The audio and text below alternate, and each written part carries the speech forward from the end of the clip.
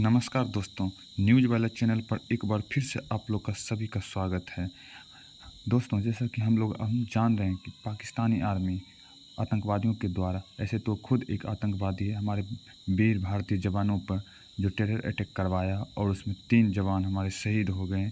एक डीएसपी है और दूसरा एक कर्नल रैंक का है और एक इंडियन आर्मी है। तीनों जवान वीर गति को प्राप्त हो गए।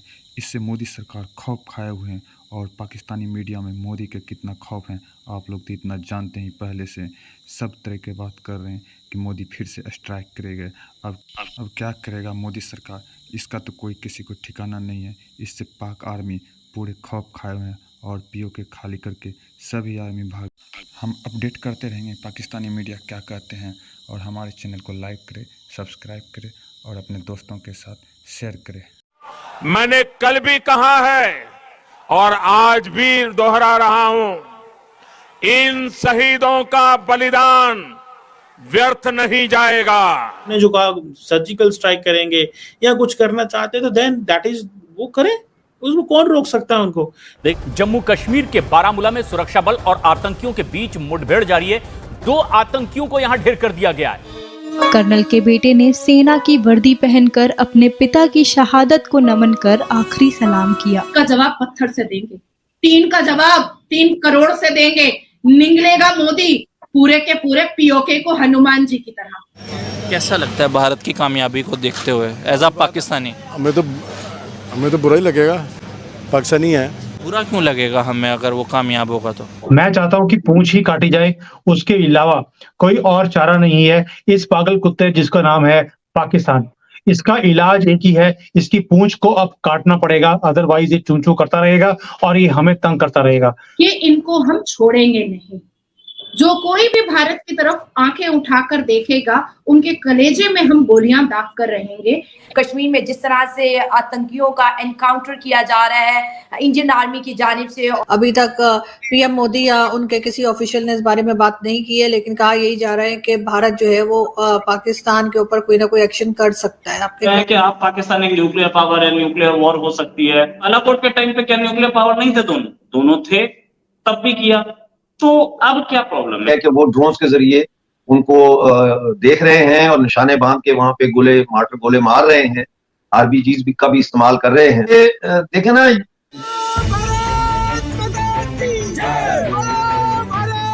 जम्मू कश्मीर में सुरक्षा बलों और आतंकियों के बीच एक एनकाउंटर हो गया। भारतीय सेना को खबर मिली कि जम्मू कश्मीर के राजौरी इलाके में कुछ आतंकी छुपे हुए हैं।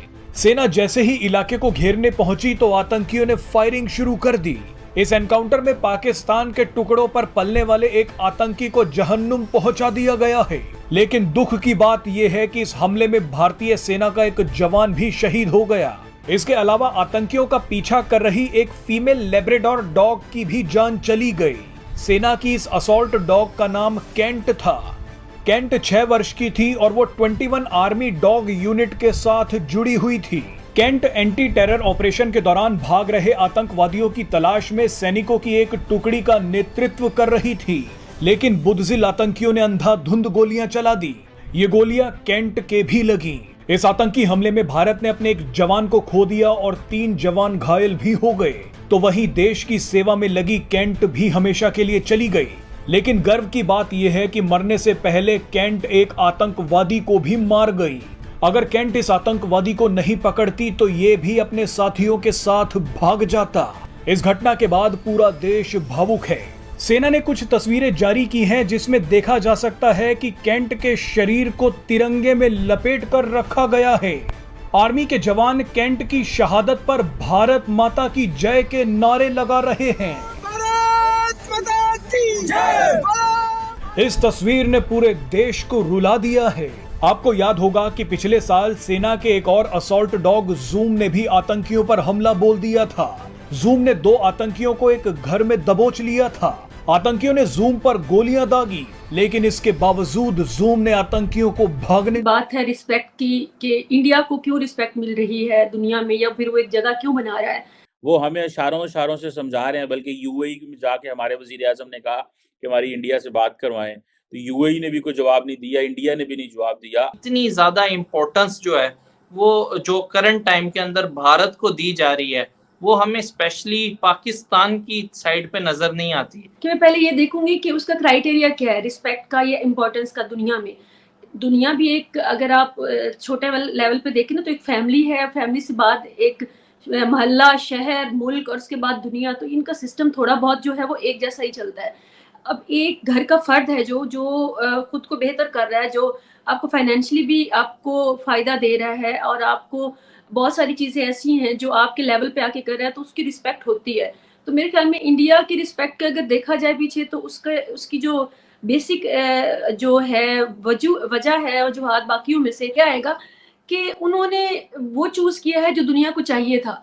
दुनिया जो अप्रिशिएट करती है, उन्होंने साइंस को चूज़ किया, उन्होंने एक्सट्रीमिज्म को जितना हो सका उन्होंने पब्लिक फॉर्म पे आकर उन्होंने कहा कि हम कंडेम करते हैं, उन्होंने और नहीं। अच्छा देखिए, पर्सनल लेवल पे मुल्कों के बहुत मामला चल रहे होते हैं बहुत सारी जगहों पे, लेकिन आपका एक स्टेट नैरेटिव क्या है, वो आपका दुनिया को वो शो होता है। तो उन्होंने आकर जब पब्लिकली, हमेशा आप देखें हिस्टोरिकली, उन्होंने कहा कि हमें पाकिस्तान से खतरा है, हमें जहादी तंजीमों से खतरा है, हम लोग एक्सट्रीमिज्म को प्रमोट नहीं करते। दाव कि उनके पास बहुत सारे एरियाज ऐसे हैं जो कि थोड़े कंट्रोवर्शियल थे, चाहे उस कश्मीर का ले लें आप, उसमें पंजाब का ले लें, बहुत सारे मामलात, लेकिन they played it very well कि उन्होंने आकर दुनिया के सामने ये कहा कि नहीं, दिस इज नॉट अस, हम लोग साइंस को आगे रखेंगे, हम नॉलेज को आगे रखेंगे। उन्होंने कोशिश किया कि वो अपनी वो वाली साइड जो है दुनिया को वो दिखाएं, और जो कि है थी तो दिखाई ना। तो कंपैरेटिवली मैं देखती हूँ पाकिस्तान ने तो कभी ऐसी कोशिश नहीं की। उसके अकॉर्डिंगली तो मैं कहती हूँ कि पहले भी पाकिस्तान को आपकी जगह की, जिस जगह पे आप मौजूद हैं, इसका अगर फ़ायदा उठाकर आपने अहमियत ली है, जब आपको मतलब आपके पड़ोस में जब कभी किसी को रशिया को ज़रूरत पड़ी या फिर अमेरिका को ज़रूरत पड़ी, आपने उनका साथ दिया है, तो उस मामले में आपकी अहमियत रही। लेकिन बहरहाल कोशिश कभी नहीं की पाकिस्तान ने कि वो जगह बनाए और फिर ना बनी हो। बात तो वहाँ पे आती है ना। तो पाकिस्तान ने, मेरा नहीं ख्याल कि कभी भी इन 76 सालों में साइंस, टेक्नोलॉजी या फिर एक स्टेट लेवल पर आकर बेहतर इमेज 9/11 के बाद ही सही, लेकिन एक वो बड़ा प्रोमिनेंट सा आकर एक स्टेट नैरेटिव रखना कि नहीं जी, वी से नो टू एक्सट्रीमिज्म, या फिर आप इसको तालिबान के लिए समझ लें नैरेटिव। तो हमारा नैरेटिव हमेशा कंफ्यूज रहा है, और इंडिया का कंपैरेटिवली नैरेटिव हमेशा क्लियर रहा है। स्टेट लेवल की बात करें, इंडिविजुअल्स की बात नहीं हो रही, उधर भी कई लोग हो सकते हैं जो कंफ्यूज हों, यहाँ पे भी, लेकिन स्टेट नैरेटिव काफ़ी क्लियर रहा है। और ये बहुत बड़ा एक, मैं समझती हूँ, उनका वो क्रेडिट है कि इसके बाद फिर दुनिया ने आहिस्ता आहिस्ता उनको रिकग्नाइज करना शुरू किया। उसके बाद आती है साइंस, उसके बाद आती है इक़्तिसादी तरक्की। तो ये सारी चीज़ें जो है वो बाद में आती। पहले आपने इसके ऊपर काम करना जो आज से 20 साल पहले, 25 साल पहले करना शुरू किया होता है, तो आपका नैरेटिव जो है वो दुनिया में बनता है। तो हमारा, मुझे एक बात बताएं, अभी आईफोन 15 जो है वो लॉन्च हुआ है, उसके अंदर बेसिकली जो उन्होंने जीपीएस सिस्टम इस्तेमाल किया है, वो भी भारत का नेविक सिस्टम जो है वो इस्तेमाल किया गया है। एक तो वो मेड इन इंडिया प्रोग्राम के तहत बना है। पूरी दुनिया में जो एक मैसेज गया है वो ये गया है कि अब चाइना में मैन्युफैक्चरिंग नहीं हो रही, अब कौन सी कंट्री मैन्युफैक्चरिंग करेगा आईफोन को, भारत करेगा। आप कोई भी शोबा उठा के देख लें, आप छोटे से छोटी चीज की भी अगर बात करते हैं, तो भारत का अब बड़ा स्ट्रॉन्ग नैरेटिव है, और अब से नहीं काफी टाइम से ये कुरान में जिहाद पढ़ा है, आपको नहीं पता है कि ह्यूमैनिटी क्या होती है, आपको नहीं पता है कि इंसानियत क्या होती है। दर्द नहीं होता है, तकलीफ नहीं होती है। एक माँ जिस हिसाब से रो रही है, उस माँ के बारे में सोचने में नहीं आया। बम लगा करके, गोली लगा करके जिस्म पर निकल जाते हैं ताकि हम शहीद हो जाएंगे, तो हमको 72 वर्जिन हूरें मिलेंगी आसमान पे। Shame on Pakistan, shame on. आज भीख का कटोरा हाथ में है और आपके हुक्मरानों को कोई परेशानी नहीं है कि आप खा नहीं पा रहे हैं, आप पी नहीं पा रहे हैं, आपको नौकरियां नहीं मिल रही है, आप टूटे चप्पल पहनकर घूम रहे हैं, आप कलेजा पीट करके भूख की तड़प से रो रहे हैं। कोई फर्क नहीं पड़ रहा है। फर्क सिर्फ इतना पड़ रहा है कि G20 की समिट हिंदुस्तान में इतनी कामयाब हुई। अच्छा, अब तो सऊदी अरबिया का शहजादा हिंदुस्तान का ही हो गया। अच्छा, सऊदी अरबिया का शहजादा माइक पकड़ के जय सिया राम बोल रहा है। अच्छा, ऋषि सोनक ने तो इतिहास ही बदल डाला कि ताजमहल में फोटो ना खिंचा करके अक्षरधाम मंदिर को बना डाला कि हाँ भाई यहाँ मेमोरी बनाओ। बुरा लग गया, बुरा लगा, ईंट का जवाब पत्थर से देंगे, 3 का जवाब 3 करोड़ से देंगे, निगलेगा मोदी पूरे के पूरे पीओके को हनुमान जी की तरह। ठीक कह रहे हैं। एक चीज मैं क्लियर करूं कि देखिए, पाकिस्तान को जिस तरह से दुनिया के सामने इस वक्त हमारे हुक्मरानों ने जिस तरह रिप्रेजेंट किया, और उसके बाद जिस तरह से दहशतगर्दी तंजीमों ने जिस तरह से यहाँ पर अपने अड्डे बनाए, और ये तो पूरी दुनिया को पता है। लेकिन जहाँ पर इस्लाम और कुरान की बात है, देखिए करोड़ों मुसलमान हैं। सऊदी अरब भी एक मुस्लिम कंट्री, यूएई भी एक मुस्लिम कंट्री है, मिस्र भी है, इसके साथ साथ आप देख लें टर्की भी है। सबकी एक आइडियोलॉजी। शरिया लॉ को कौन मान रहा है?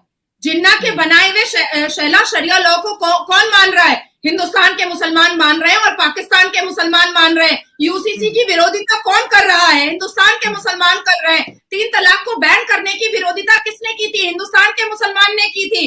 असदुद्दीन अवैसी रोज आंखें मीच करके मुसलमान यहाँ पर डिप्राइव हैं, ये भाषणबाजी कौन करता है? ये हिंदुस्तान के मुसलमान ऐसा बोल करके पाकिस्तान को खुश करते हैं। आज जब हमारे 3 वीर जब वीर गति प्राप्त करते हैं, जब उनको कंधे से उठाया जाता है, तो ये क्या बोलता है अब्दुल्ला परिवार, फारूक अब्दुल्ला परिवार? शर्म आनी चाहिए, चुल्लू पर पानी में डूब के मर जाना चाहिए। आपके कुछ पाकिस्तानी क्या बोलते हैं? कश्मीर बोलेगा, इंडिया क्यों बोलेगा? भाई अकल से पैदल जिहादी दिमाग, बम गोली वाला दिमाग, औरतों को बिस्तर का सामान बनाने वाला मुसलमान, इसको क्या पता कि यहाँ के कश्मीरी अपने आप को कश्मीरी नहीं, अपने आप को भारतीय बोलते हैं, अपने आप को हिंदुस्तानी बोलते हैं, भारत माता की जय बोलते हैं, इंडिया जीतता है तो दिवाली मनाते हैं। मेरी जो स्ट्रगल है इसका ताल्लुक तमाम लोगों की आजादी से है। हर शख्स को बराबरी के हकूक मिलने चाहिए। आप शायला जी रोड शो करती हैं बड़े अच्छे, और हम वो रोज देखते हैं। उसमें आप क्या बात कर रही हैं? आप यही बात करती हैं हमेशा कि भाई लोगों को जेंडर इक्वालिटी के हवाले से आप प्रोग्राम करती हैं कि बराबरी के हकूक औरतों और मर्दों के होने चाहिए। उसमें जो कानूनी तौर पर चीजें आज नहीं मुताबिकत वक्त के साथ रखती हैं, आप उनको हाईलाइट करती हैं। आप एजुकेशन के ऊपर बात करते हुए ये तो नहीं कहती वहां पे खड़े होके कि भाई आप शिया हैं कि सुन्नी हैं। आप तो वहां जनरल पब्लिक की बात कर रही हैं कि पाकिस्तान के लोगों का जो राइट है वो उनको मिलना चाहिए। यही मेरी स्ट्रगल है कि जो इस पूरे बरसगीर के लोगों के जो राइट्स हैं उनको मिलने चाहिए। और पहला बुनियादी राइट जो है वो है राइट टू पीस, अमन का हक। इंसान एक पुरअमन माहौल में जीने का हक जो है ये बुनियादी है। उसके बाद फिर आता है रोटी कपड़ा मकान तालीम रोजगार वोटिंग राइट्स एक्सेट्रा एक्सेट्रा। अब आपने एक प्रोग्राम किया जिसमें आपने यूसीसी के ऊपर पाकिस्तान में लोगों के विचार आपने दिखाए। उसमें आपने जो जनरल जो आपकी बात थी वो यही थी कि भाई ये हिंदू मुस्लिम का मसला नहीं है, एक कानून सबके लिए होना चाहिए। और उस एक कानून जो है ऐसा नहीं होना चाहिए कि जो कानून शरिया की वजह से या शरिया की आड़ में मर्दों को फायदा दे रहा है उसको हम प्रमोट कर रहे हैं, और जो यूनिवर्सल सिविल कोड की शक्ल में औरतों को एम्पावर कर रहा है उसकी हम मुखालफत करें। तो यही मेरी स्ट्रगल है। मुझे कोई, आप भी तो पाकिस्तानी हैं, आपके साथ बैठ के गुफ्तगू कर रहे हैं, बेशुमार पाकिस्तानियों के साथ बात होती है। पाकिस्तान के अवाम बेचारे आपके इंटरव्यूज में मैं देखता हूं जो लोग खड़े होते हैं उनके चेहरे सूखे हुए रंग सड़े हुए बेचारे भौंतलाए हुए हैं। आप माइक रखती हैं तो कम से कम 3-4 सेकंड के बाद उनको समझ आता है कि मुझे कुछ बोलना है। यानी लोगों का बुरा हाल है पाकिस्तान में। वो जो पाकिस्तान की अवाम है, बेशक वो वहां कहते हैं इंडिया के खिलाफ बात करते हैं, जहाद की बात करते हैं, इस्लाम की बात करते हैं, सारी बातें करते हैं, उनको माफी है क्योंकि उनको बताया ही कुछ नहीं गया, उनको पढ़ाया ही कुछ नहीं गया। आप अपने प्रोग्रामों में यही तो बता रही हैं कि यहाँ पे साइंस के स्टूडेंट को साइंस के स्पेलिंग नहीं आते, यहाँ एलिफेंट के स्पेलिंग नहीं आते 9वीं जमात के तालिब इल्म को। तो उस जनता के साथ जो पाकिस्तान की है मुझे हमदर्दी है, और मैं समझता हूं कि पाकिस्तान के अवाम बेकसूर है। पाकिस्तान के हुक्मरानों के खिलाफ हमारी लड़ाई है। पाकिस्तान के हुक्मरान कौन है वो आप भी जानती हैं, मैं भी जानता हूं, नाजिया भी जानती है।